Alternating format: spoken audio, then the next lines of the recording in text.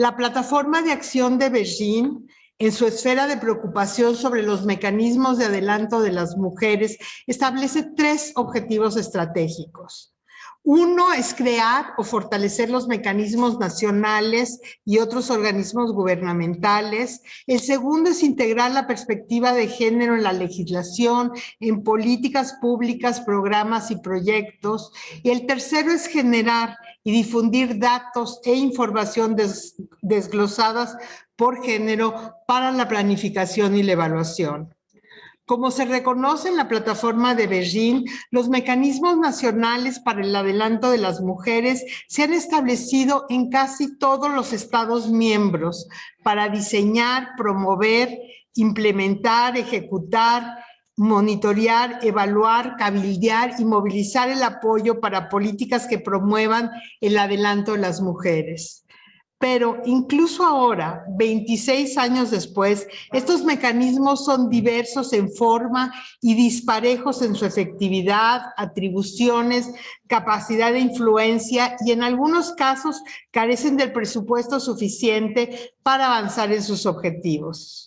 A menudo marginados de las estructuras gubernamentales nacionales, estos se ven obstaculizados con frecuencia por mandatos poco claros o falta de personal adecuado, capacitación, datos y recursos suficientes y apoyo suficiente de los liderazgos nacionales. Es por ello que esta conversación es de gran relevancia, ya que es una oportunidad única para compartir experiencias e intercambiar buenas prácticas entre lideresas de los mecanismos nacionales y para detectar estándares de políticas y acciones efectivas para fortalecer estos órganos gubernamentales, enfatizando que las instituciones nacionales para el adelanto de las mujeres son unidades centrales de coordinación de políticas públicas dentro del gobierno, con la tarea principal de apoyar la incorporación de la perspectiva de igualdad de género en todo el gobierno, en todas las áreas de políticas. Proponemos hacer un diálogo permanente a través de la colaboración y el intercambio de experiencias y buenas prácticas entre nosotros. Le paso la palabra, el uso de la voz a mi querida Lopa para que siga con el diálogo. Thank you so very, very much. And it's such a pleasure and an honor to co-moderate this panel with you. Welcome, Your Excellencies. When we began the Generation Equality Forum, the reason we began it was because we were so impatient with the sluggish pace of change. 25 years after Beijing, the Generation Equality Forum, as you know, was supposed to be in 2020, which was going to mark the 25th anniversary of Beijing. 25 years after Beijing, women occupied only 25% of leadership positions across all sectors of leadership, whether in the public sector or in the private sector. The Beijing platform provided for the setting up of the gender machinery. Institutional mechanisms for gender to advance gender was set up 25 years ago after Beijing. But the pace of change, and of course we have seen a lot of progress. There has been a lot of progress in laws, in policies, in outcomes on education, on women's health, and so on. But not enough, not deep, and not wide. And most importantly, we have not seen resourcing for gender equality grow in governments. So even where gender machineries exist, they are underfunded, they are among the most excluded in policy making. If we look at the way in which we are looking at policy responses after COVID, UNDP and UN Women together are tracking policies that governments are coming up with in their response to COVID, 80% of those policies are gender blind. We are tracking policies across 206 countries at this point in time, and only 12% of those policies are in any way addressing gender comprehensively. So this conversation with the leaders such as yourselves is crucial, because you have been in these spaces. You have both come from the spaces of mobilization and activism. You have been elected by those that want to see change, and you are in these spaces to make change. So this conversation at this point in time is so crucial, that as we build back from COVID, what we are building back is not the broken systems, not the same sort of under-resourced systems of government where gender equality remains high in rhetoric, but low in priority.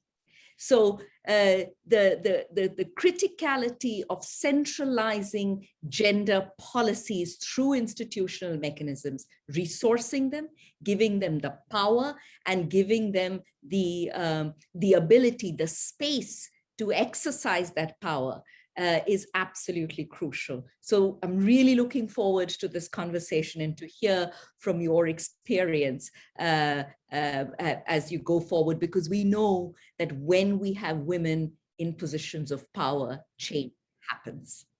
So to our audience, let me remind you that you can share your questions and proposals for our speakers through the Q&A session that's active on the platform. Please share your ideas respectfully and recognizing that we have different and divergent views, and that all views are important. So we will be monitoring, and if we see any patterns of disruption, friends, we will remove you from the platform if we see any attempt to disrupt the conversation. But we hope that your comments will enhance the conversation. There is simultaneous interpretation, and we ask the speakers to speak clearly and loudly so that the interpreters can follow you. And participants, please select the language that you want to use. You'll see the globe at the bottom of your screen, and you can click on the language that you would like to hear this conversation in. And with that, let me turn it back to you, Nadine, with whom I am so privileged to walk this path. Muchas gracias, querida Lopa. Vamos a iniciar nuestro diálogo, y antes de comenzar con las preguntas, quiero darle la palabra a la ministra Elena Bonetti, ministra para la Igualdad de Oportunidad y Familia de Italia, quien va a dirigir un mensaje relacionado con la presidencia de Italia del Grupo de los 20. Ministra, tiene usted la palabra. Thank you.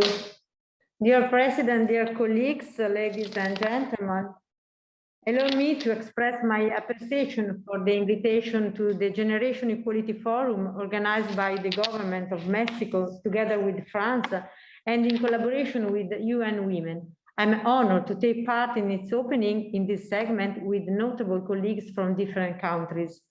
From the 65th session of the Commission on the Status of Women ended last Friday to the Generation Equality Forum, there are many issues that we are facing here today and on which we are called to discuss at the government level with the support of international organizations and with the important contribution of civil society and, above all, listening to experiences and responding to the needs of young generations.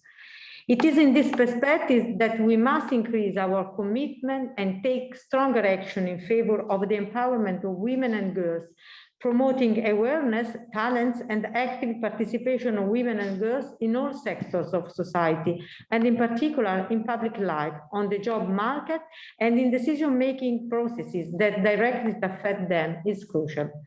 In addition, also the collective response to the pandemic global challenge demands this commitment. Together, we must eradicate the spread of the virus, but we are also called upon to encourage women and girls to use their full potential and to contribute on an equal footing with men and boys in building the future we want. Italy is currently engaged on both these fronts, domestically and internationally. The key orientation provided by the Prime Minister Mario Draghi since the government took office is clear. Empowerment of women and girls is the key to achieve true gender equality in a vision of effective mainstreaming to give gender policies a single and ambitious framework with clear objectives and measuring progress. Italy is drafting its first national strategy for gender equality, a process that we want to be open and participated by all actors concerned, from institutions to social partners and associations. Effectively unleashing women's yet unexpressed energies, implementing actions aimed at their economic independence, whereas its absence in fact constitutes real economic violence, is the key to achieving important results for women and girls. A comprehensive vision is essential also to tackle gender-based violence, to prevent this phenomenon in all its forms, to protect and assist the victims, and to prosecute offenders. A vision that we will support in the framework of the Action Coalition dedicated to gender-based violence within the Gender Equality Forum. Through the strengthening of women's empowerment, we will support women now more than ever, both in the post-pandemic economic and social recovery and resilience process, and in preventing and countering all forms of violence against them, making them truly free from fear. Because gender inequalities and stereotypes still present and widespread in our societies represent the fertile ground where gender-based violence lurks and the lives of so many women and girls are put at risk. Convinced of the consistency of this approach, we have introduced women's empowerment as a cross-cutting priority of the Italian G20 presidency for this year. It touches upon all the most important areas, from education to employment, from environment to digital innovation, from air to culture. For the first time, a G20 ministerial level conference will be devoted exclusively to this topic, calling representatives from governments, international organizations, the business sector, and civil society, so to have a discussion leading to the conclusion to be submitted to the G20 leaders.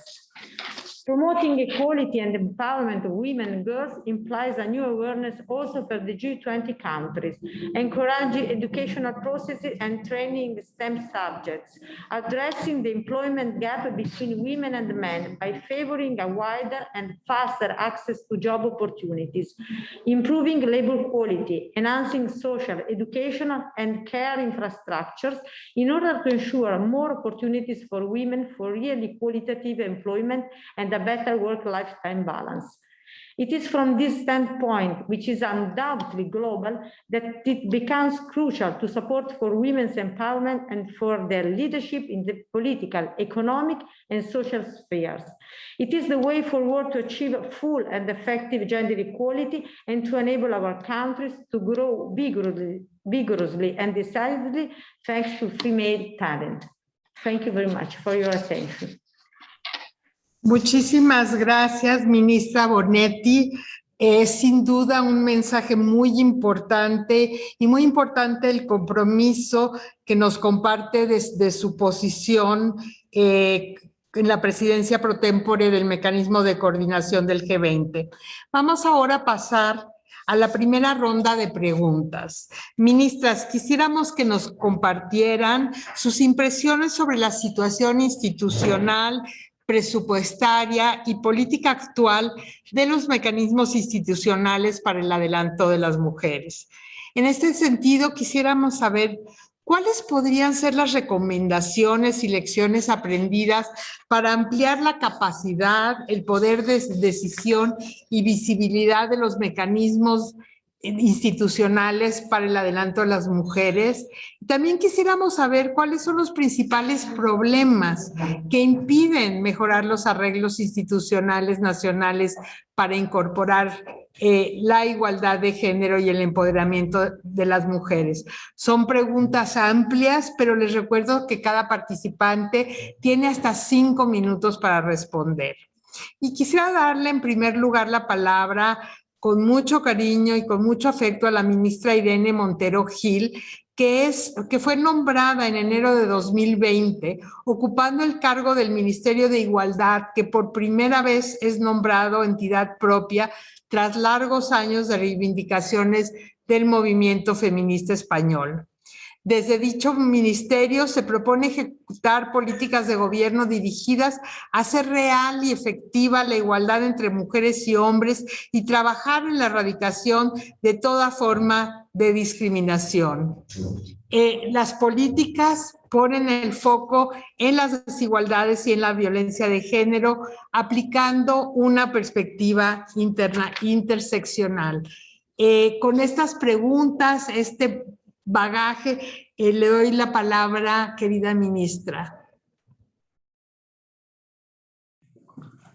Bueno, muchísimas gracias. Buenos días, mi querida Nadine, queridas colegas. Buenas tardes desde España. Querría comenzar dándoles la enhorabuena a México, a Francia y también a ONU Mujeres por la celebración de este primer gran encuentro del Foro Generación Igualdad. Ojalá muy pronto podamos hacerlo presencial y podamos también acuerparnos y encontrarnos físicamente. Para el Gobierno de España esta iniciativa, como bien saben, tiene la mayor prioridad, la mayor importancia en el desarrollo de nuestra política exterior feminista y como ministra de Igualdad les quiero expresar nuestro más firme compromiso con el foro, con su lanzamiento y con su desarrollo hasta 2026. Querría empezar mi respuesta precisamente subrayando que existe en nuestro país un Ministerio de Igualdad, algo que señalaba la propia Nadine, tras 10 años desde que se creó el primero.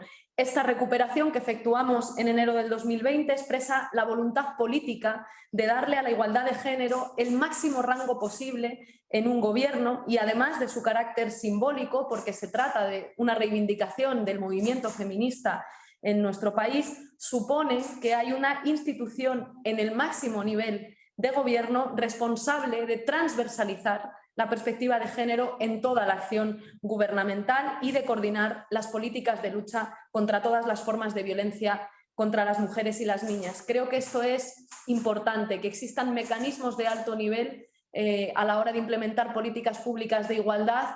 No lo da todo, pero desde luego ayuda y es una cuestión determinante a la hora de diseñar las políticas públicas. En el caso de España, desde el Ministerio a los gobiernos de las principales ciudades, existe una estructura de organismos de igualdad que coordinan en los diferentes niveles de la administración las políticas públicas de igualdad. Del mismo modo, contamos con una, creo que nutrida legislación en esta materia, que también tiene enormes retos. Actualmente por eso tratamos de impulsar, de ensanchar aún más esas políticas, acomodando nuestras normas al marco internacional de los derechos humanos, y contar con esta estructura y con un corpus normativo solvente creo que también es una cuestión importante para favorecer la igualdad y el liderazgo de las mujeres, pero en nuestro caso no somos autocomplacientes y sabemos que esto no significa, pues lógicamente, que no existan desafíos y retos para su funcionamiento y para el logro de los objetivos de la igualdad. Muchas veces, incluso existiendo leyes, nos encontramos otras muchas barreras para que esa implementación sea efectiva y llegue a todas las mujeres, especialmente a las más vulnerables, ¿no? A las más empobrecidas, a las personas migrantes que pueden estar en una situación administrativa irregular, a mujeres que no han podido tener una trayectoria de independencia económica, empleos, etc. Las crisis, además, como sabemos, se ceban especialmente con las mujeres y durante la anterior crisis, desde el año 2008, tuvo lugar un recorte enorme de servicios e inversión pública en España que supuso un duro golpe para los mecanismos de igualdad. La estabilidad de la financiación y de su existencia es una clave fundamental, creemos, para el éxito de las políticas de igualdad. En el actual contexto de pandemia, España ha apostado por reforzar la inversión en servicios públicos y también en políticas de igualdad y contra todas las violencias. Creemos, y así querría trasladarlo hoy aquí, que la receta para superar esta crisis que estamos viviendo, esta emergencia sanitaria, económica y social, así como en general otras crisis, es precisamente fortalecer económica e institucionalmente las políticas públicas de igualdad en todos los ámbitos. Hay quienes consideran, también en nuestro país, que la igualdad es un lujo para tiempos de bonanza y ese es uno de los mayores riesgos que tenemos en el actual contexto.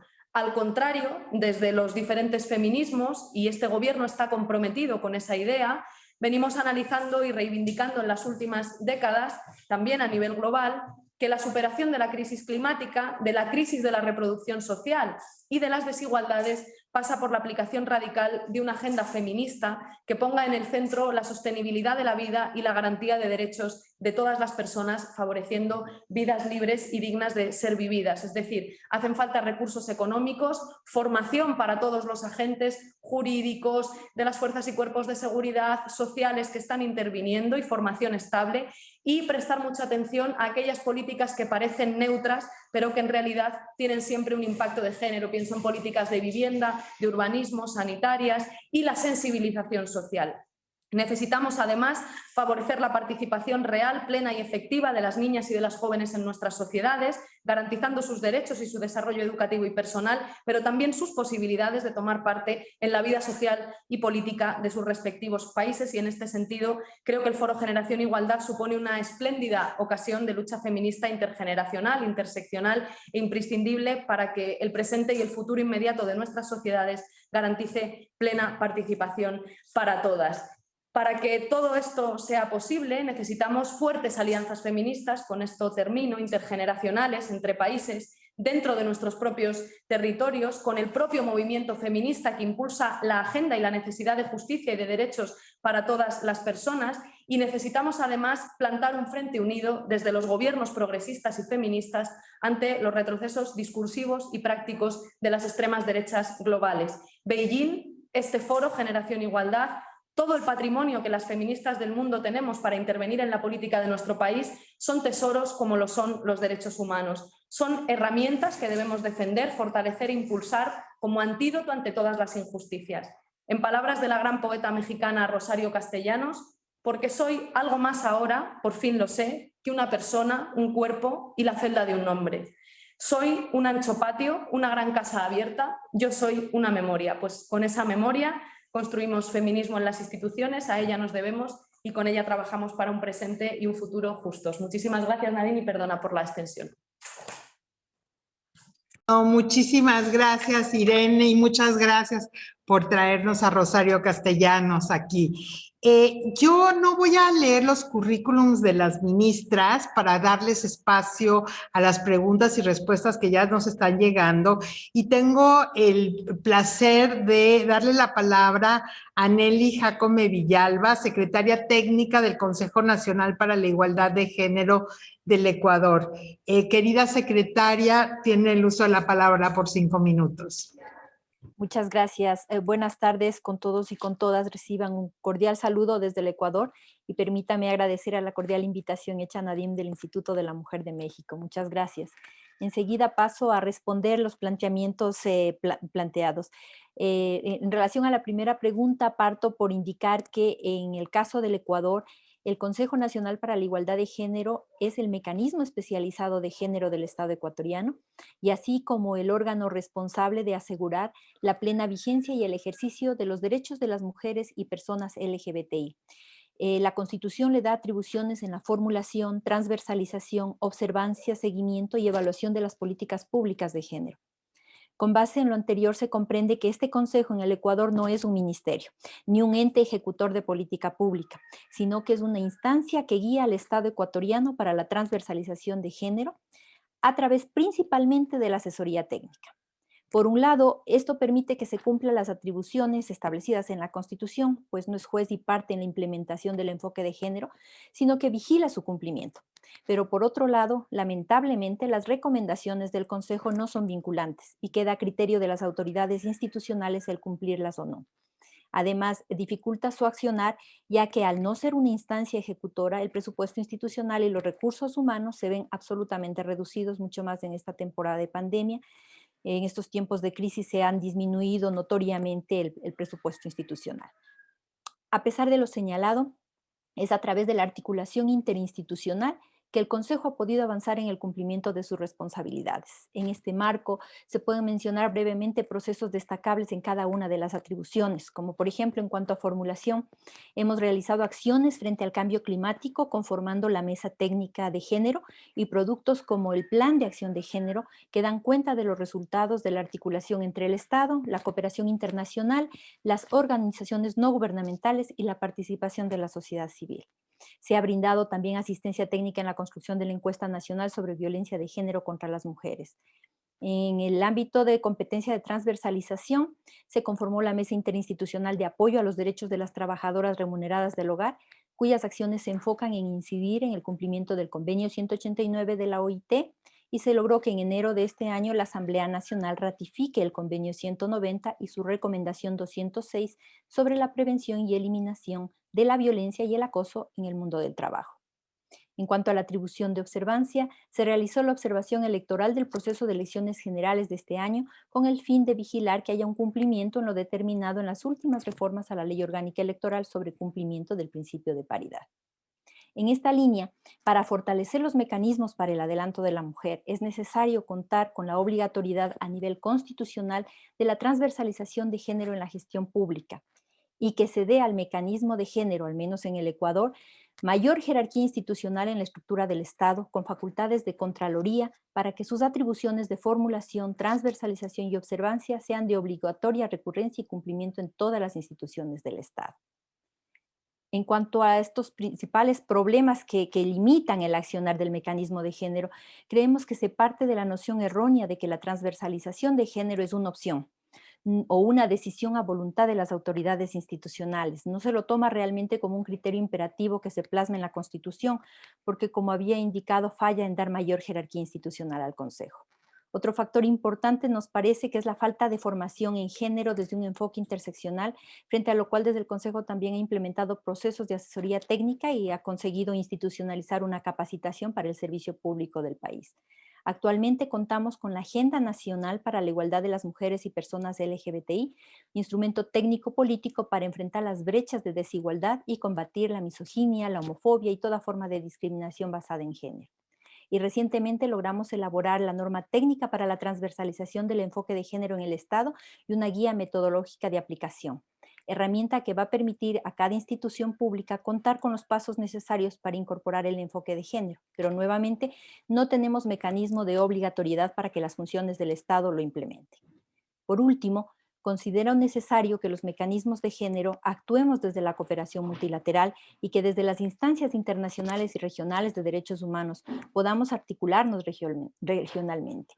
De ahí la importancia para el Consejo Nacional para la Igualdad de Género del Ecuador de contar con espacios como este, que permiten compartir experiencias y fortalecer la gestión de los mecanismos de género, visibilizarlos y posicionarlos a nivel internacional, tomando en cuenta que nuestra función es aportar a la igualdad y garantía de derechos de las mujeres y personas LGBTI. Muchas gracias.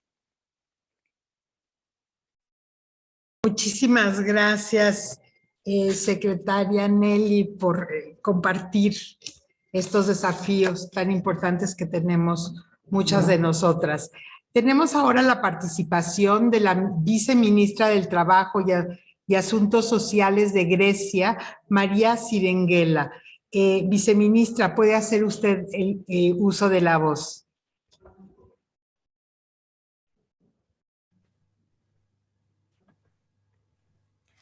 Ladies and gentlemen, dear colleagues, first of all, I would like to thank you for giving me the opportunity to exchange views regarding the promotion of gender equality policies in the post-COVID era and in the light of the international challenges that arise from this crisis. National mechanisms for promoting gender equality and the rights of women and girls already face a twofold challenge.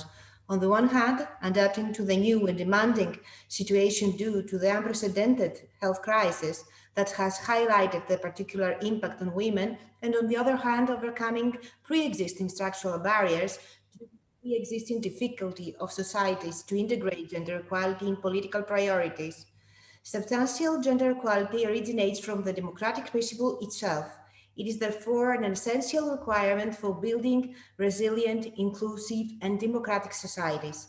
Accelerating the realization of gender equality should be the aim of institutional mechanisms globally. It requires policy coherence through systematic gender mainstreaming across the whole range of national and international policies, inclusive institutional processes and mechanisms at all levels. This means that national mechanisms should adopt a whole of society approach and bring together central and local governments, civil society, and the private sector, invest in women's collective power by enhancing dialogue and cooperation with women organizations, women human rights defenders, and women working in the grassroots, and therefore encourage gender equal representation, participation, and leadership in decision-making at all levels. Greece remains committed to the realization of substantive gender equality and the empowerment of all women and girls by establishing a consolidated legal and institutional framework. First, we have a National Action Plan on Gender Equality, which is currently being renewed from the period 2021 to 2025 in alignment with international legal principles and standards, as well as with the European Gender Equality Strategy. The National Action Plan focuses on the socioeconomic impact on the global health crisis caused by the COVID-19 pandemic on women and girls. Great importance will be given to increasing the participation of women in decision-making in all sectors of public and private life and provide for an inclusive and a sustainable recovery from the health crisis. Secondly, the National Action Plan on Women, Peace and Security, to be adopted shortly, seeks to advance the role of women as agents of change in peace and security efforts through meaningful partnerships on regional and international levels. The implementation of measures deriving from the two strategic documents focuses on the adoption of human rights approach and on human security approach. The human rights approach prioritizes the protection of the whole range of the human rights of women and girls, focusing also on the specific needs that women face today, the relief and recovery of the survivors of sexual and gender-based violence, whether ever committed in times of peace or of armed conflict, the accountability of the perpetrators, the economic and overall empowerment of women and girls. The adoption of human security approach in policy focuses on specific aspects of security such as personal, health, food, economic and environmental security. It expands from local to global levels and favors national ownership, aims at solutions that are context-specific, prevention-oriented, people-centered, and gender-responsive. The results of the implementation measures deriving from these strategic documents remain to be seen, but since they comply with international tools and guidance, we are optimistic that they will yield the expected good results. As a final note, I would like to mention that efforts to accelerate the empowerment of women and girls globally should be common and coordinated, and they should focus on gender-responsive implementation of the 2030 Agenda, on tackling the multidimensional impact of the COVID-19 pandemic on women and girls globally, and on gender equal representation, participation, and leadership in decision-making at all levels. The economies and societies, international level, will no longer be the same after the health crisis. However, a sustainable COVID-19 recovery will not happen without a strong gender emphasis in all its dimensions. It is necessary for all of us to work together and take action using tools and policy frameworks available while maintaining our dedication to the implementation of the Agenda 2030. Thank you very much. Gracias. Thank you so much for your words and your call to work together. Antes de dar la palabra a mi colega Lopa para iniciar la segunda ronda del diálogo, quiero compartir con ustedes la intervención de la ministra Lazat Ramazanova, titular de la Comisión Nacional de las Mujeres y la Familia de la Presidencia de Kazajstán, quien por compromisos relacionados con el desempeño de su cargo no pudo acompañarnos el día de hoy, pero nos compartió sus reflexiones a través de un video.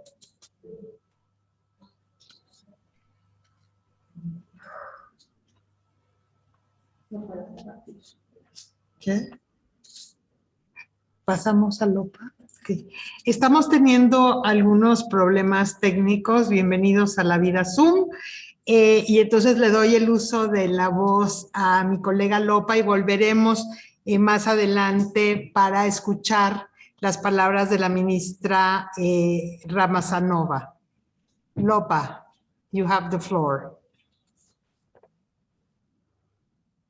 Thank you so much, Nadine. And so, we heard some really interesting interventions from your excellencies just before. And in fact, I am just going to lift off from the Minister of Ecuador to ask my next question, because we know how important intersectionality is in an effort to promote gender equality in women's lives and in terms of gender policies. And also, particularly now, in the context of recovering from COVID, we know how discriminatory COVID has been in terms of affecting those that are already vulnerable. So let me ask these two questions first to Minister Maite Nkwana Mashabane, the Minister in the Presidency for Women, Youth and Persons with Disabilities in South Africa. Minister, South Africa has Chapter 9 institutions. South Africa is also paying particular attention to the issue of focusing on economic justice in terms of the recovery from COVID. So my question to you is, how do you see the government of South Africa and the Gender Ministry guaranteeing intersectionality in these efforts to promote gender equality and gender mainstreaming? And how do you see the role of the women's machinery, the national mechanisms in the economic recovery from COVID? Over to you, Minister. Greetings to our hosts, Mexico, and all the excellencies, in particular our Executive Director from South Africa, Madam Lambonguka, and your good self Program Director. It's gonna be a long journey. It is a journey for all the women throughout the world to continue this interaction, which brings about the equality. Women, young girls need to be seen to be doing one thing and to be working together. What are we doing in South Africa since 27 years? Yes, we have Chapter 9 institutions. Yes, we work together now dealing with matters of gender-based violence and the challenges that come with femicide. Through the presidency, because that's where our ministry resides, we have formed the interministerial committee of all the important departments to work on the challenges that women face.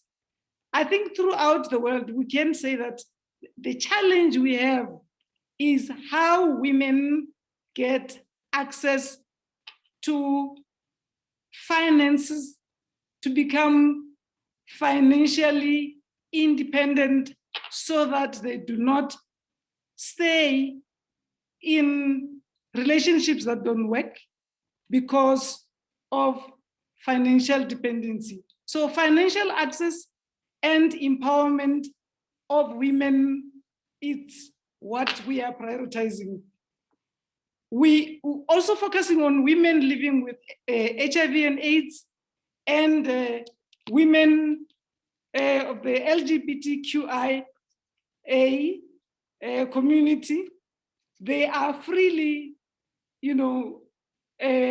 interacting, and we're dealing with their problems as our department is also dealing with women with disabilities and young people. So on COVID-19, we have realized that COVID-19 has opened up even that which was being covered up, I think, by all of us.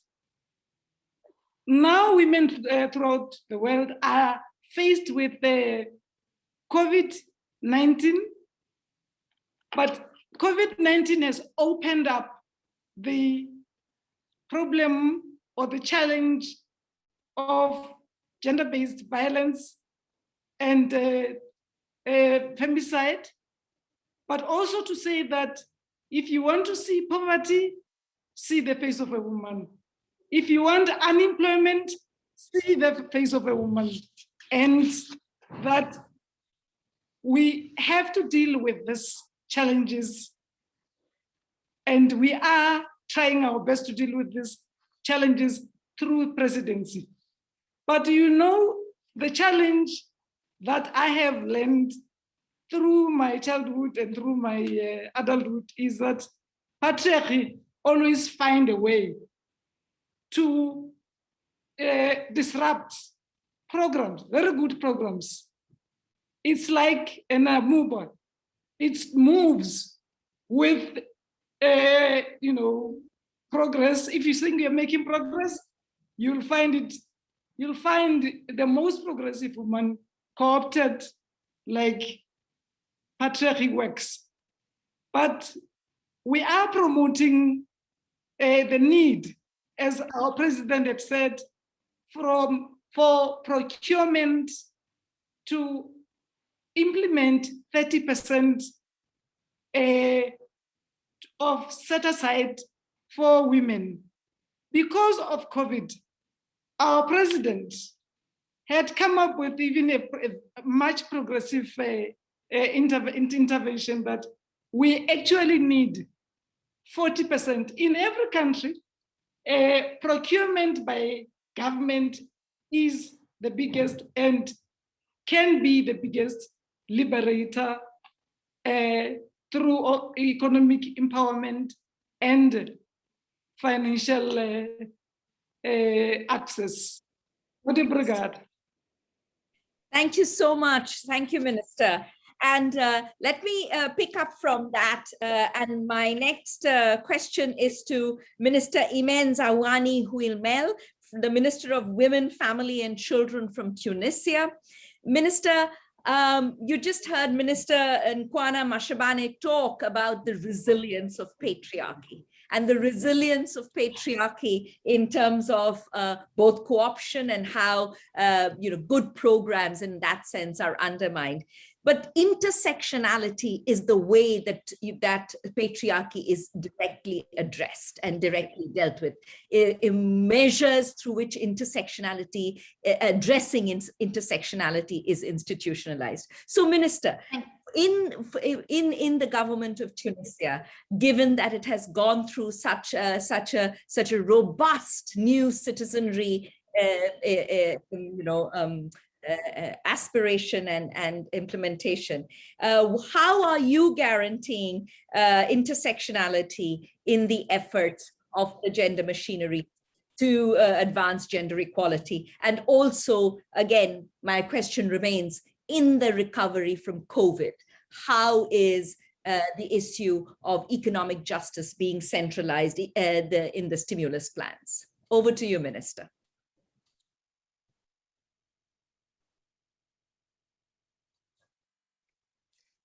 Thank you very much.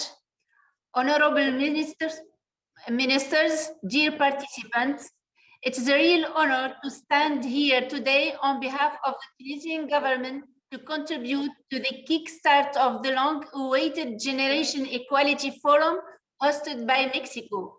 Tunisia is also very proud to be in the heart of this ambitious program designed by UN Women as a co-leader of the Action Coalition Technology and Innovation, together with Finland, Chile, Armenia, and Rwanda. For your question, I say the Ministry of Women, Family and Elderly, which I head, is the main national mechanism in charge of gender equality that it strives to achieve through gender mainstreaming in the planning, budgeting, strategies, and programs. For this purpose, a Council of Peers for Gender Equality and Equal Opportunities was created under the presidency of the Chief of Government. Our ministry has promoted the implementation of the integration of gender-sensitive budgeting in all these sectors in close collaboration with the Ministry of Finance. Also, this council works for the establishment of equal opportunities between women and men and for promoting women leadership. At the strategic level, the ministry has put in place several strategies agreed on in a participatory manner by all the concerned sectors. Among these strategies, the strategy to combat violence against women. Tunisia has also adopted an organic law on 2017 to eliminate violence against women and created on 2020 the National Observatory on Violence Against Women.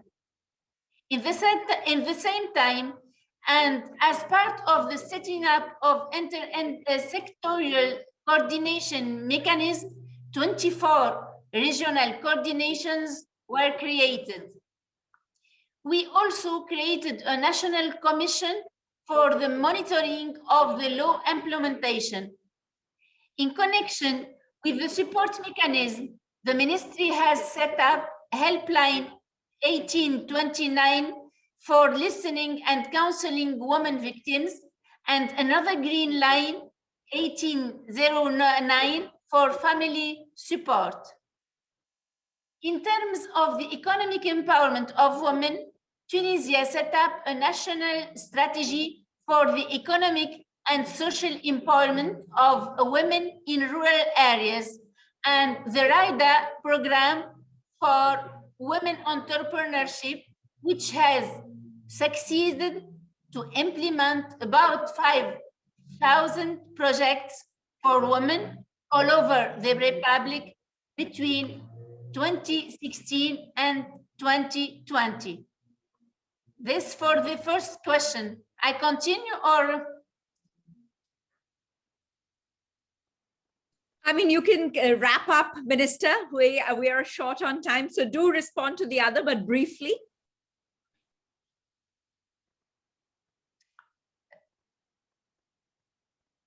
Minister, for this, like everywhere else in the world, Tunisia has been deeply and strongly affected by the pandemic. The general confinement led to a big increase in domestic violence, and the access to vital services was very limited. The Ministry of Women was relatively quick to respond with urgent measures like the setting up of a helpline available 7 days around the clock to counsel and orient family members and victims of violence, as well as setting up a special shelters for victims of violence during confinement period. We also provide 2,000 domestic workers with special credits and easy repayment. Urgent social aid was provided by the Ministry of Social Affairs for both needy families and for companies impacted by COVID. Thank you, Minister. The pandemic has also revealed several areas of improvements in the efforts of awareness raising, in the flexibility of the administrative procedures. It has also showed the absence of the economic and social gendered crisis response strategy. Thank you, Minister. That is the reason why the ministry is setting up a new women entrepreneurship program, which will take into account the repercussions of COVID-19. Thank This you. program Minister, thank you so aims much. above Thank you, all Minister. to provide better access to support market and financing, the strengthening of support services and mechanisms as part of view public-private civil society partnership approach, to develop a gender-sensitive value chain approach, to adhere to the development plan for a social and solidarity economy. Our ministry has recommended the following measures in the post-COVID recovery plan. Thank you, Minister. Thank you. Thank you, Minister. Include gender experts in health crisis management committees to ensure the equitable participation of women in decision-making relating to the planning and the management. Take the necessary steps to structure informal work to protect women from the insecurity, to establish a social security care card system for women who do not work. Minister, may I ask digital you to wrap up? illiteracy to facilitate the access of women to vital information. Minister. We are confident that with the coordination of all the efforts of states, civil society, youth, and private sector, we will move forward towards the goal we are all striving to achieve. Thank you, we Minister. aim that all women enjoy equal rights and have access to equal opportunities. Thank you very Minister. much. Thank you. Thank you. And without further ado, let me turn to Minister Monica Botero Tovagliare, the Director of the National Institute of Women Uruguay, with the same questions, Minister. How are you strengthening the intersectionality in your institutions? And also, how are you focusing on economic justice in the recovery from COVID? Over to you, Minister. Buenas tardes a todas las panelistas, buenas tardes a Nadine Gassman, a nuestra coordinadora de ONU Mujeres Global. Gracias por la invitación a participar en este panel. Trataré de ser breve porque todas las intervenciones hoy quizás se extendieron un poco. Uruguay ha implementado hace ya unos años y ha venido mejorando la calidad del sistema de transversalización de las políticas de género.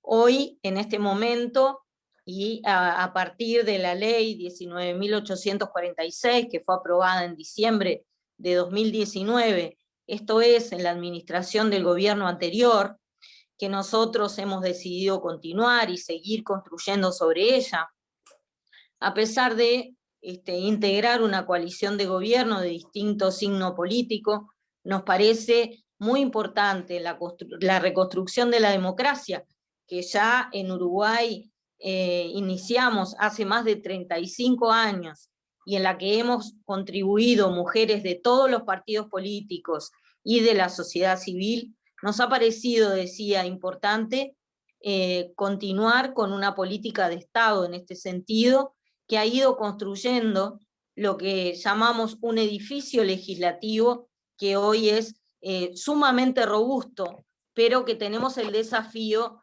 de, como decimos nosotros, equiparlo por dentro también. En Uruguay les decía que a partir de la ley 19.846 de igualdad, y que integra además en el cuerpo legal del país todos los acuerdos y convenciones firmados por el país a lo largo de los años y de los distintos gobiernos, se ha construido el organismo rector, que es el Instituto Nacional de las Mujeres, hoy dependiente del Ministerio de Desarrollo Social. Digo hoy porque por supuesto que nuestro objetivo es ir hacia una independencia institucional progresiva. Es el organismo rector de las políticas de género para todo el Estado. Y eso se instrumentaliza a través del Consejo Nacional de Género, que está integrado por todos los organismos, los 15 ministerios que integran hoy el gobierno nacional, más el Poder Judicial, la Universidad de la República, la Fiscalía, la Central Sindical de Trabajadores, la sociedad civil. tanto en su perspectiva académica como de mujeres rurales y las que trabajan la dimensión étnico-racial, básicamente la población afrodescendiente, que en Uruguay alcanza alrededor del entre el 10 y el 15% de la población. Decía que el Consejo Nacional de Género, que está integrado por estas 29 organizaciones de la sociedad civil y del Estado, es la que genera las políticas, determina las políticas de género y los planes para manejarse en el Estado respecto a género. Por supuesto que estamos hablando de este año, se han puesto como prioridad 4 temas que se han implementado desde el Instituto Nacional de las Mujeres, que es en primer lugar la respuesta en violencia de género, que sus políticas se instrumentan a partir de un plan generado a su vez por el Consejo Consultivo en Violencia de Género. El segundo gran tema, que es la autonomía económica, donde a nivel global tenemos, por supuesto, muchas cosas en común. Nosotros consideramos que la autonomía de las mujeres, si no se alcanza a través de la autonomía económica, siempre va a ser parcial, y por supuesto que cuando hablamos de economía económica estamos hablando de integrar la dimensión de los cuidados como eje fundamental para la instrumentación de esas políticas. El tercer gran punto de nuestra política de Estado es la participación política. Nosotros creemos que sin la participación definitiva de las mujeres compartiendo las instancias de decisión, tanto del Estado como del sector privado y de cualquier organización que tenga poder de decisión sobre la ciudadanía, es imposible alcanzar el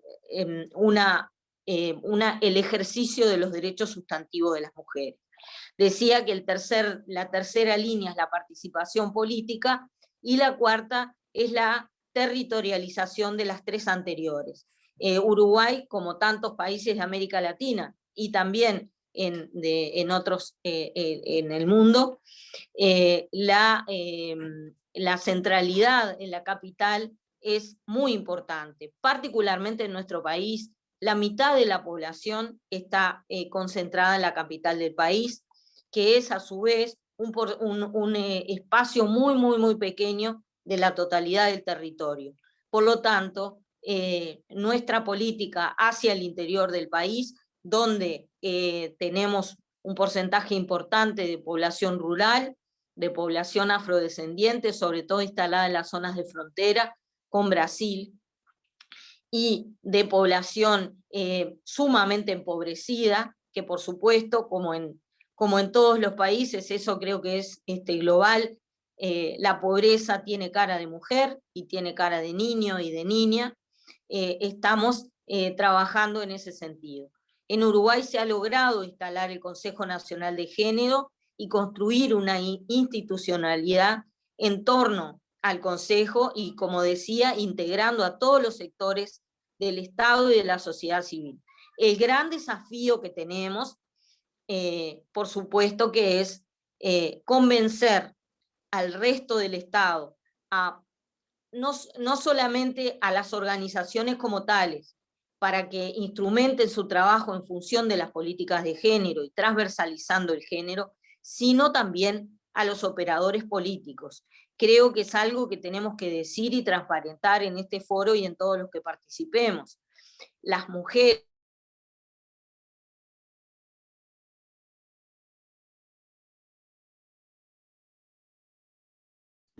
Thank you, Minister.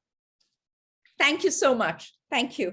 My next question is to Minister Mariam Monsef, the Minister for Women and Gender Equality and Rural Economic Development, Canada. Minister, I'm going to ask you the same questions, but also picking something up both from your personal history as well as we are picking up a question in the chat. So, Minister, to this issue of intersectionality, Canada has been dealing with this, both in the issues of migration as well as on the issues of indigenous populations and so on. And also you have been particularly vocal on this issue of intersectionality also from your lived experience and the value that that brings in your role as minister. So from your perspective, how is Canada at this moment guaranteeing intersectionality in the efforts to advance gender equality through its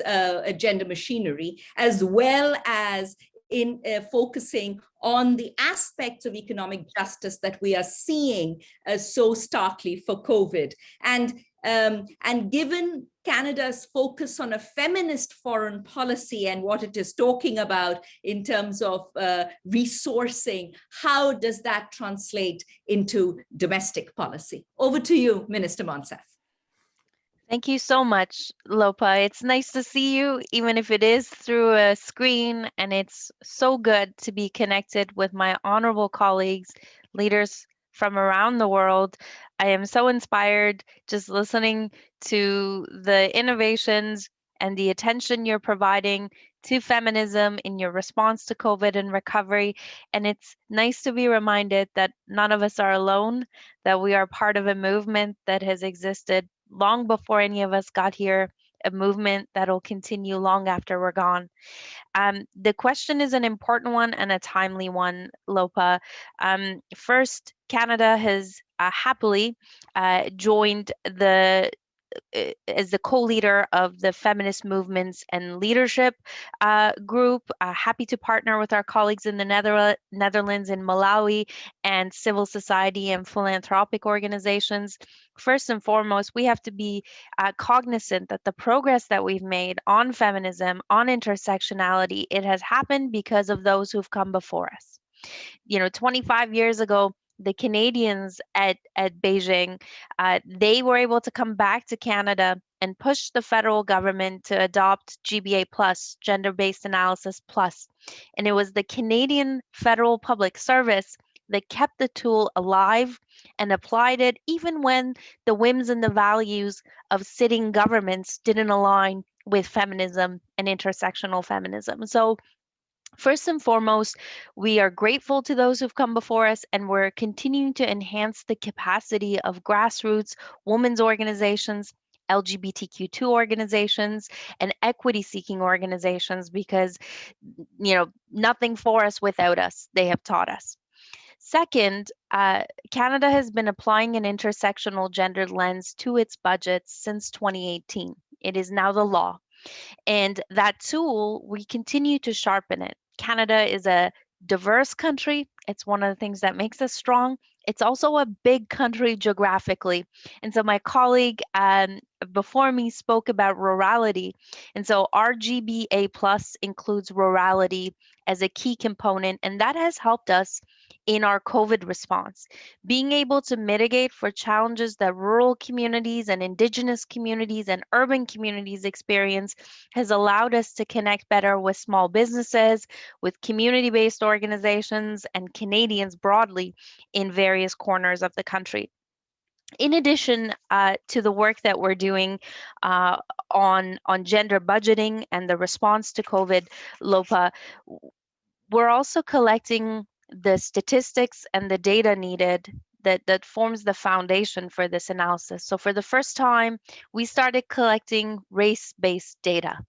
And that race-based data allowed us to see that racialized women, newcomer women, those from South Asian communities, Black women, Indigenous women were particularly hard hit by COVID. And then we were able to see, because of our rural lens, that older women living in the rural parts of Canada are also hard hit with the income and the labor challenges that COVID has provided. If we don't see the problem, we can't solve it. And just collecting the data, I think, has allowed those communities to be seen and to be reminded that the government of Canada is counting you, and that our response in turn is going to include you. So I could go on, but I understand that I have 3 to 4 minutes. Thank you so much. Thank you, Minister Monsef. Thank you. My next question is to Minister Assumpta Ingabire, from the Ministry of Gender and Family Promotion, and she's the Permanent Secretary in Rwanda. Minister, we heard Minister Botero talk about reconstructing democracy. Rwanda has, in the not too distant past, gone through this magnificent new democracy reconstruction, and has focused very, very strongly also on equal access to technology for women and girls. And there was a question in the chat also about how do we ensure equal access to technology as a means for gender equality for women and girls. So in your response, as you talk about intersectionality, and it's how you are prioritizing that, and in terms of the economic justice agenda in the Build Back, if you can also reflect on this whole reconstruction of democracy with a focus on technology. Over to you, Minister.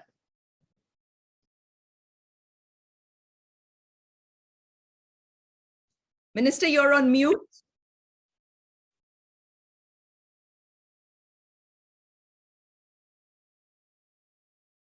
You need to unmute yourself, Minister.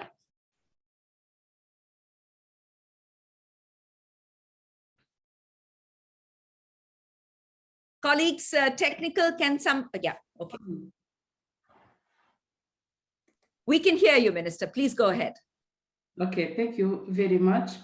Honorable Ministers, distinguished guests, warm greetings from Kigali, Rwanda. I would like to thank you for inviting us in the Generation Equality Forum side event, and I would like also to congratulate the government of Mexico and France for hosting this important forum. I'm happy to announce that Rwanda has joined the Action Coalition Leaders on Technology and Innovation for Gender Equality, along with Armenia, Finland, and Tunisia and Chile. After the 1994 genocide against the Tutsi, Rwanda was economically, politically, and socially devastated.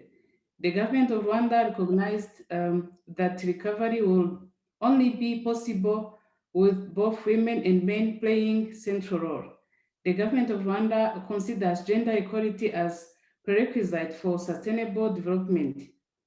We have some national commitment. I wanted just to mention few. We have the Constitution of Republic of Rwanda of 2003 revised in 2015. It enshrines the principles of gender equality and women's rights and provides for minimum 30% quota for women in all decision-making organs. We have also the Vision 2020 now, Vision 2050 and the National Strategy for Transformation, which consider gender equality as cross-cutting and commit to establish a gender-friendly legal and policy framework. Currently, we have National Revised Gender Policy, which strengthens the engagement of men and boys in the journey of promoting gender equality and women empowerment.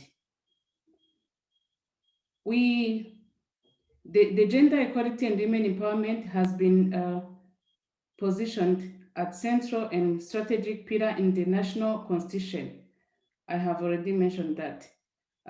We have high-level political will, which has been a key drive to promote gender equality and empowerment of women.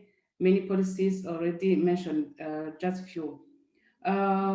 We have also set up an institutional framework in place. At the head, we have our Ministry of Gender and Family Promotion, which coordinate and formulate gender, women empowerment, family and child protection policies. We have also a National Women Council. They are elected women from the grassroots level up to national level, and they are in charge of mobilizing women to participate in development program and empower women in areas of development. We have also a public institution called Gender Monitoring Office, and it monitors gender mainstreaming in all sectors by stakeholders. We have also Rwanda Women Parliamentarian Forum, and they do advocacy for enactment of gender-responsive laws and gender-based oversight. The role of the ministry mainly is to, as a central government institution, it is to ensure strategic coordination of policy implementation in the areas of gender and family promotion, women empowerment, and child protection. The ministry also plays a leading role in the implementation of gender agenda. We also do coordination, the National Gender Machinery Institution and its affiliated agency, different partners, including government institution, development partners, and NGOs, faith-based organization, civil society, and private sector. The ministry coordinate and design and elaboration of gender mainstreaming strategies in government institution, private sector, as well as civil society organization. And we also coordinate and lead sector gender analysis to ensure that gender is mainstreamed across all sectors of the economy. It is ensured that sector and district plans are gender sensitive and include gender sensitive indicators and target. In partnership with the Ministry of Finance and Economic Planning, it is ensured that gender is mainstreamed in national planning and budgeting process. I wanted also to mention about what all we do. We also want to promote women and girls using technology innovation with gender equality. Rwanda has made great and radical progress in promoting gender equality and empowerment of women, largely driven by a strong political will. We have ratified an international and regional commitment, including SDGs, among others. In 2000, Rwanda adopted the Vision 2020, and now we have 2050 vision. Specifically, the country deliberately decided to use ICT as an enabler for improved business and processes in all sectors of the economy. A robust and secured national fiber optic backbone infrastructures was laid out, resulting into increased mobile penetration to 79.4%, 4G population coverage, while internet penetration increased from 7% in 2011 to 62% in March 2020. Currently, 84% of women have access to mobile phone compared to 88% for men. Programs like Connect Rwanda have been launched to increase smartphone penetration, especially in rural areas. Innovation hubs such as K-Lab and Fab Lab were created in collaboration with the private sector to provide facilities to the youth and to nurture their new ideas and help develop inquisitive perspective in technology solution to address society problems. Thank you, Minister. Thank you so much. Thank you, Minister. Sorry, we're running very low on time. If you just wanted to quickly wrap up, Minister. Okay, thank you. Thank you, Minister. Nadine, I believe we have the videos from the Minister from Kazakhstan and the Minister from Palestine. Do we have the videos? We have the video from Kazakhstan. We will have the video from Palestine tonight. Remember, we are a forum that are following the sun. So for now, we'll have Kazakhstan. So we'll go into the video from Kazakhstan, and then we have a few minutes because there are some questions. So we will have a few minutes for questions to the panelists, so the panelists have a chance to answer. Over to the video, Nadine. Председатель, уважаемые дамы и господа, Позвольте поприветствовать вас от имени Национальной комиссии, представляющей интересы женщин Казахстана, и выразить признательность за возможность участия казахстанской делегации в работе форума. Благодаря политической воле в исторически короткий срок в Республике Казахстан осуществлен ряд важнейших реформ, направленных на эффективность национальной гендерной политики. По инициативе первого президента Нурсултана Назарбаева в 1995 году создан новый для страны институциональный механизм. Sorry, we're going to change to have this video with subtitles. We're sorry. Just 1 second.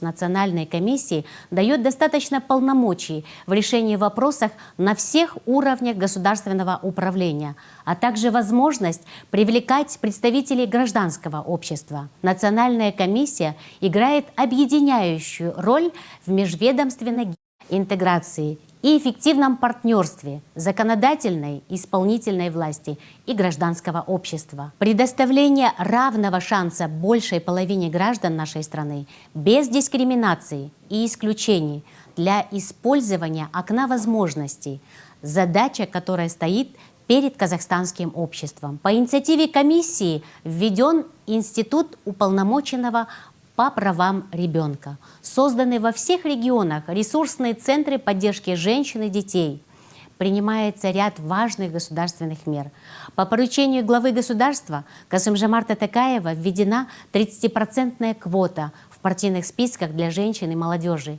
Инициатива позволила впервые в истории казахстанского парламентаризма увеличить представленность женщин в Нижней палате парламента до 27%, продемонстрировав приверженность страны гендерно ориентированной политике. В настоящее время в Казахстане реализуется второй этап концепции семейно-гендерной политики до 2030 года. Реализуются мероприятия, направленные на укрепление института гендерного равенства путем внедрения оценки гендерного воздействия на систему государственного и бюджетного планирования, обеспечение равной занятости мужчин и женщин и равного доступа ко всем видам ресурсов.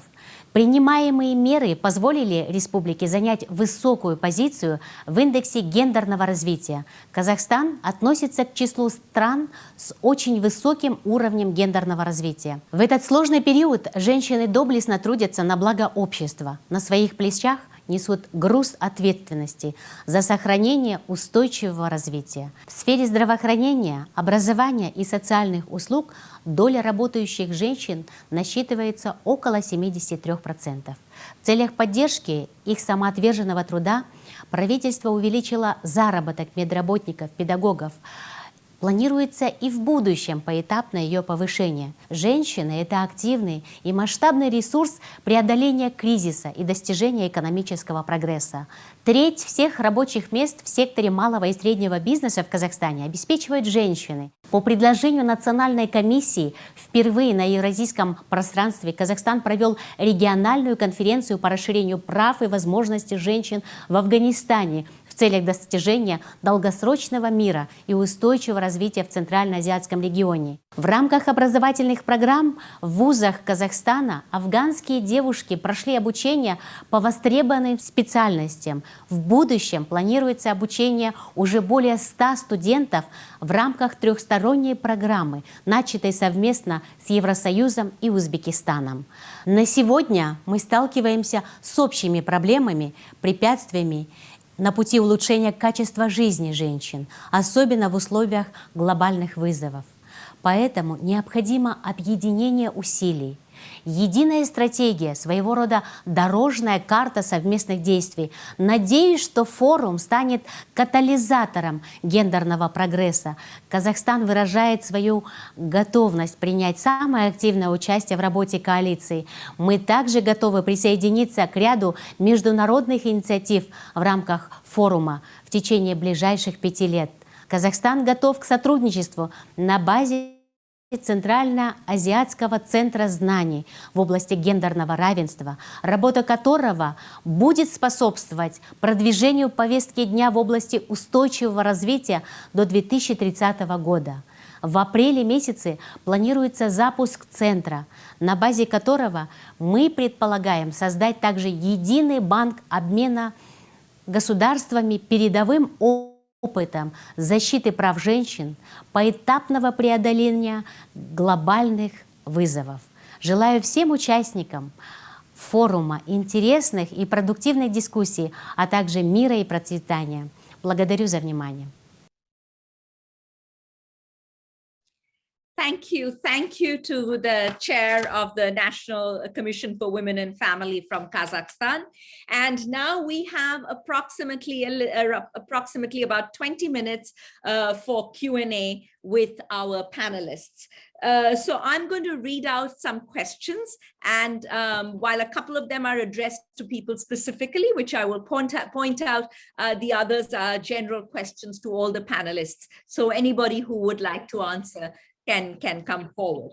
So there is a question on interdepartmental and interministerial planning and resources. How can we ensure that national planning, the economic or finance ministries, and the gender ministries are better integrated and are better coordinated in order to address the issues of gender mainstreaming in institutions? Would anybody like to answer that? Anyone? Nadine, I know you have your hand up, but there's a specific question for you. So let me get to you with the specific question for you, and you can answer in that moment. Anybody else that would like to answer this?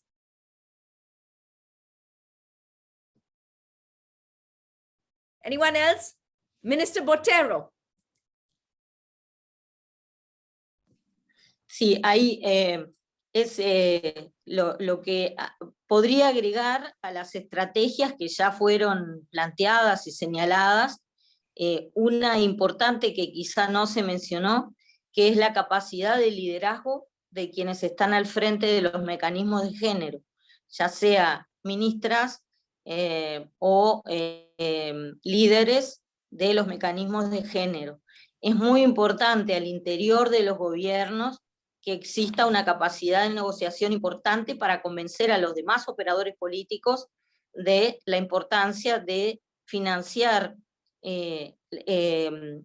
estas políticas, sobre todo post-COVID, pero sobre todo que entiendan los ministros de Economía y de Finanzas que esto se trata de una inversión y no de un gasto.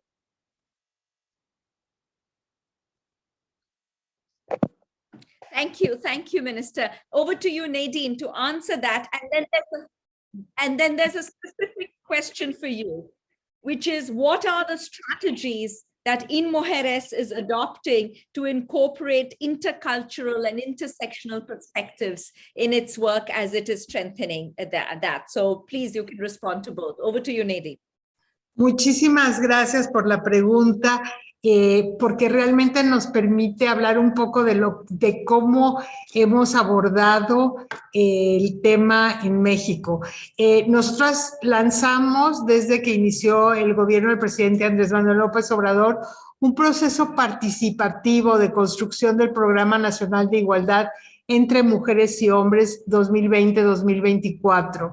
Un proceso donde consultamos a casi 5,000 mujeres de los 32 estados y dialogamos con más de 70 dependencias del gobierno federal para hacer un programa que realmente, por un lado, respondiera a las necesidades de las mujeres, a las expectativas de las mujeres en relación al trabajo del gobierno, pero al mismo tiempo estuvieran vinculadas estas expectativas con los planes específicos de cada uno de los ministerios, de las secretarías. Entonces, en esta identificación de 6 objetivos prioritarios, de 37 estrategias y 367 acciones que yo digo que cada una de ellas son una pequeña revolución, estamos trabajando de una manera coordinada, obviamente el Instituto Nacional de las Mujeres como órgano rector de la política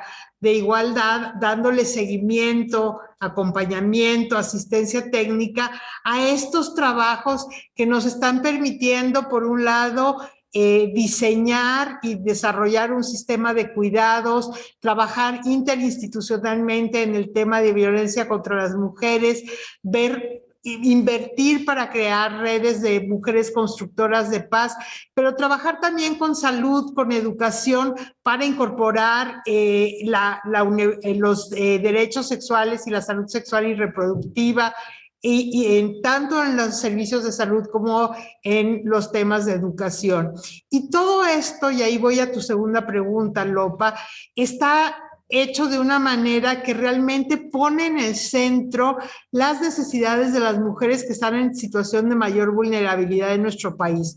Quiere decir, las mujeres indígenas, las mujeres afro, las mujeres de la diversidad sexual, y la construcción de los programas, de los proyectos y de las inversiones están con ese foco puesto en lograr que las mujeres que están en situación de mayor vulnerabilidad tengan un mayor acceso a programas, a servicios que además son la prioridad, son los programas prioritarios del Gobierno de México.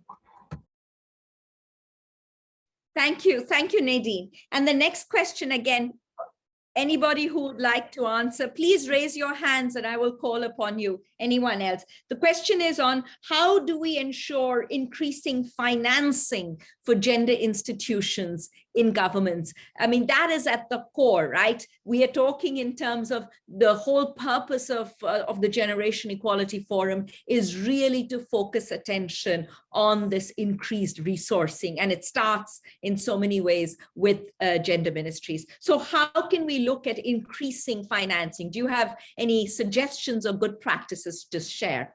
Anybody? Please raise your hands. Yes, Minister Nelly.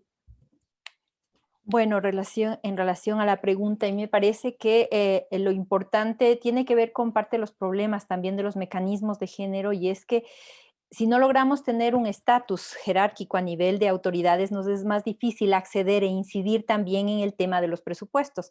Lo que mencionaba la ministra Botero también, es importante tener como un mismo nivel de negociación en tanto cómo se están financiando, cómo nos estamos financiando los mecanismos de género. Obviamente, como es responsabilidad estatal en el caso del Ecuador, todo lo que tiene que ver para el funcionamiento de servicios básicos administrativos de la institución del Consejo Nacional para la Igualdad de género es presupuesto del Estado.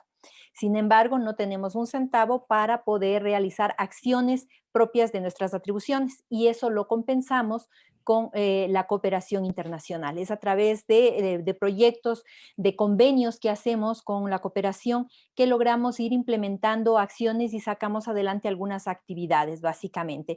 Y el resto de actividades que tiene que ver con asesorías técnicas y coordinación interinstitucional, lo hacemos es en función a los nexos coyunturales que tengamos de apoyo, porque, insisto, un limitante fundamental es el no tener el mismo nivel jerárquico que nos permita ponernos en una misma mesa de negociación, por ejemplo, cuando se está elaborando el presupuesto del Estado.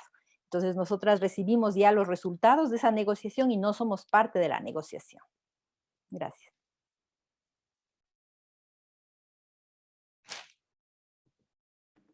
Thank you so much. Thank you so much, Minister. And the next question is actually on institutional innovations to address environmental issues. What are some of the institutional innovations that are necessary to address environmental issues, noting that climate justice interacts so critically with the lives of women and girls, and especially those that are living on the margins? So any suggestions, any good practice to share? Anybody? Any, please raise your hands or just start speaking. I'm not sure I'm able to see anybody. Everybody, please. Okay, then I'm just going to call from the list in front of me. If I don't see any hands going up, I am just going to call the ministers whom I see in front of me. So Minister, okay, this is a good one. Minister from Tunisia, Minister Huimel, are you still here?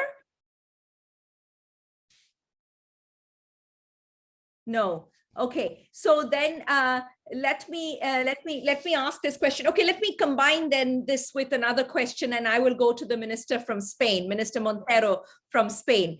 Let me combine this with another question. So there is this issue of climate justice and how do we address innovations, and then there was a question earlier, and I mentioned it about in terms of how do you look at this whole discourse on feminist foreign policy? How do we strengthen a similar discourse for feminist domestic policy? And again, Spain has also been very vocal on the issue of a feminist foreign policy. So in that context, if we are looking at also a feminist domestic policy, linking that to the issues of climate innovations. Minister Montero.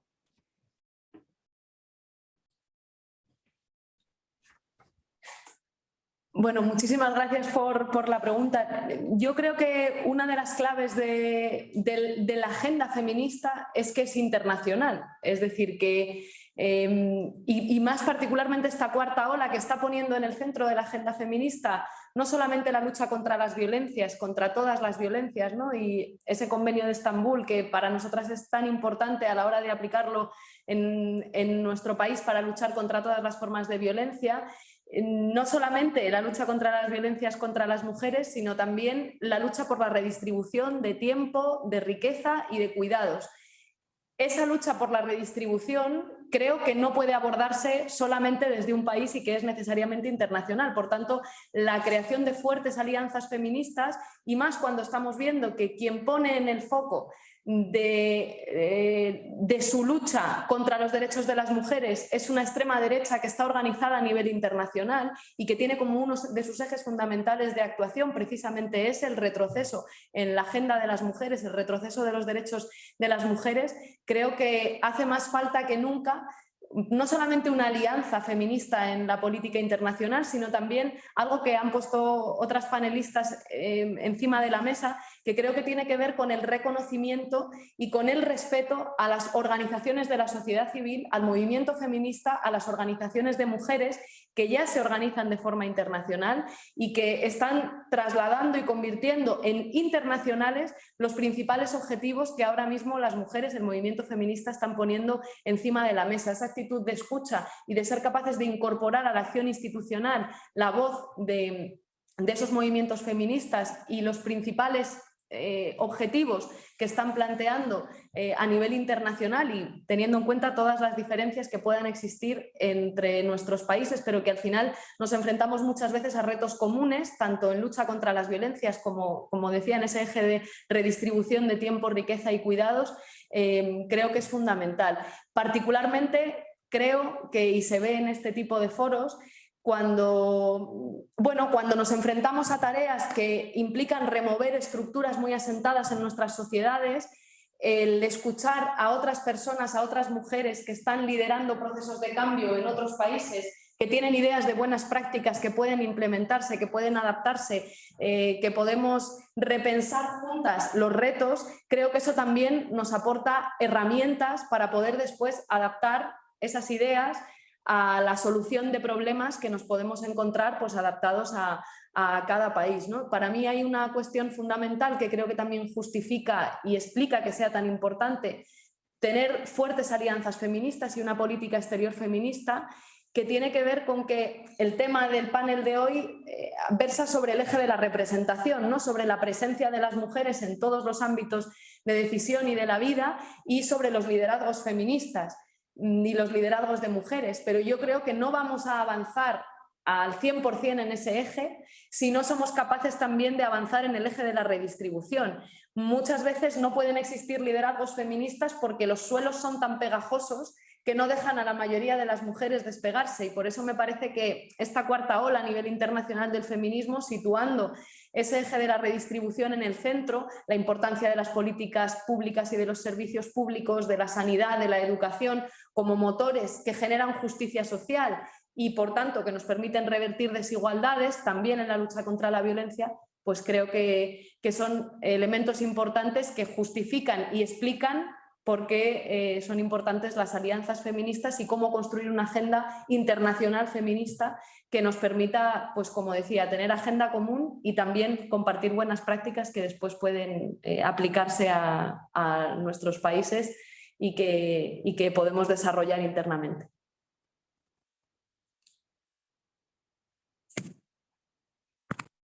Thank you, Minister. And then there is this very interesting question on how can we ensure that gender institutions are embedded in governments, irrespective of who comes to power or who does not. How do we ensure that gender institutions remain strong as institutions in government after government, no matter who gets elected? So some reflections on that. And I think, yes, Minister Maitin Kwana Mashabane.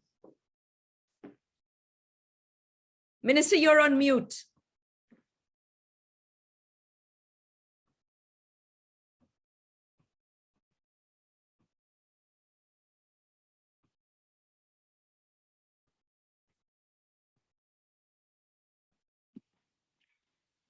So Raymond, I think this, I like the feminist alliance idea, because where I'm sitting in South Africa, sitting with the leader of the UN Women, we were young activists that fought alongside Mandela to bring about this change that came in 1994. I also want to agree with the Honorable Minister from Uruguay that we are not working hard enough to bring a new generation equality, generation of young feminists, because they get in a situation where we come from different countries, so we are fighting different battles, but what we are fighting is patriarchy. It can come indeed in the name of race, or this is indigenous, this is coming from somewhere. But how do you make sure that you keep institutions that are aligned to our course, stay in a democratic order without legislation through a parliamentary process. There is no way or other way, I think, currently. Because you can have a very progressive but conservative leader and a he, and there will be absolutely nothing you can do. And all the good things that you've done can change. But if we legislate, it cannot depend on who comes to power. I thank you. Thank you so much, Minister, for those wonderful words. And this is the last question before we begin to wrap up. And this last question is on how do we strengthen municipal mechanisms? Because this is also going back to the strengthening of local grassroots, both activism, but municipal mechanisms in as much as they respond to the local communities and the voices of women and girls at the local level. How do we do that as part of strengthening institutional mechanisms? Anybody? Anyone? And if not, then I'm going to call on Minister Ingabire. Minister from Rwanda, I can see you're here. Okay, if not, anyone else would like to comment on that? Anyone else? Yes, Minister Botero, please go ahead. Solo comentar lo que considero una buena práctica que existe en Uruguay desde hace varios años, es que cada gobierno municipal, el país está dividido en 19 departamentos, cada gobierno municipal tiene una referente de género que de alguna forma articula las políticas municipales dentro de su departamento, y a la vez se formó lo que se llama la Secretaría Interdepartamental de Género, que es un foro donde discuten y generan buenas prácticas e intercambian buenas prácticas entre las referentes de género de los departamentos, que a su vez están representadas también en el Consejo Nacional de Género. De todas maneras, los trabajos, si es difícil al interior de los gobiernos nacionales articular políticas de género y convencer a los gobernantes de la importancia de integrar estas políticas en sus reparticiones, a nivel municipal eso vemos que se hace mucho más difícil, y por lo tanto el rol de liderazgo de las referentes de género es mucho más demandante, tiene unos desafíos mayores, pero creemos que ese es el mecanismo, porque ayuda a fortalecerse mutuamente a las representantes de género de los distintos gobiernos municipales. Thank you so much. Thank you, Minister. And it's been a wonderful panel. I'm going to turn it over to Nadine to close, but before I do, I just want to say, my boss, the head of UN Women, Dr. Phumzile Mlambo Nguka, talked about the Generation Equality Forum offering us the opportunity to bring down, for all of us, to jump together to bring down the walls of patriarchy. And this is what goes back to what the minister said earlier about strong feminist alliances. I will go even further to say what we are about, what this moment is about, what these institutions, gender machinery is about building feminist democracies. Because our democracies across the world today are compromised in so many ways. We have illiberal democracies. We have elected autocracies. So the idea of a feminist democracy that focuses on serving all of its populations, in whether they be in health, whether they be in education, whether it be on ending violence, whether it is on equal pay, whether it is on social protection, decent income, and looking at issues of migration and everything else, climate justice, feminist democracies. And that is what these institutional mechanisms should be about. And as we move forward, feminist democracies, and then reflected in a feminist multilateralism as we go forward. Thank you so much, and over to you, Nadine. Muchísimas gracias, Lopa. Muchas gracias a las queridas ministras, viceministras, directoras, presidentas, a todas las que han estado participando y las que nos están acompañando vía remota.